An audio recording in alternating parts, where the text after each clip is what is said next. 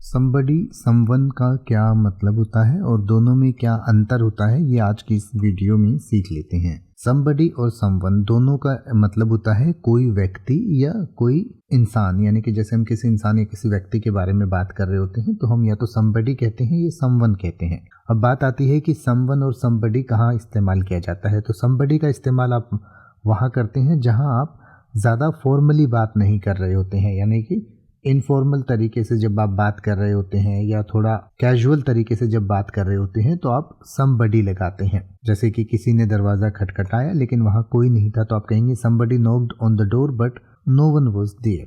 या फिर आप कह सकते हैं कि मुझे इस भारी बक्से को उठाने में मदद के लिए किसी की ज़रूरत है, तो आप कह सकते हैं I need somebody to help me carry this heavy box. यहाँ पर आप somebody की जगह someone भी लगा सकते हैं, पर वो थोड़ा फॉर्मल हो जाएगा और थोड़ा सा कॉमन भी है। मतलब someone ज़्यादा इस्तेमाल होता है, somebody थोड़ा कम इस्तेमाल होता है।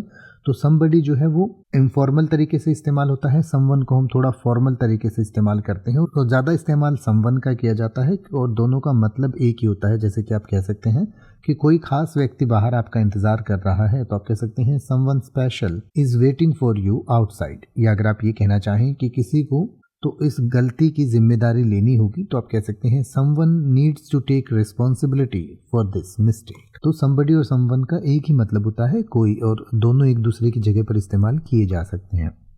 अब आप किसी भी वर्ड का मतलब हिंदी और इंग्लिश में YouTube पर सर्च कर सकते हैं, आपको मेरी वीडियो मिल जाएगी जिसमें आप बिना किसी फालतू बकवास के सीधा उस वर्ड का मतलब समझ पाएंगे। तो ऐसी ही वीडियोस को देखते रहने के लिए चैनल को सब्सक्राइब करें और बेल आइकन को प्रेस करें।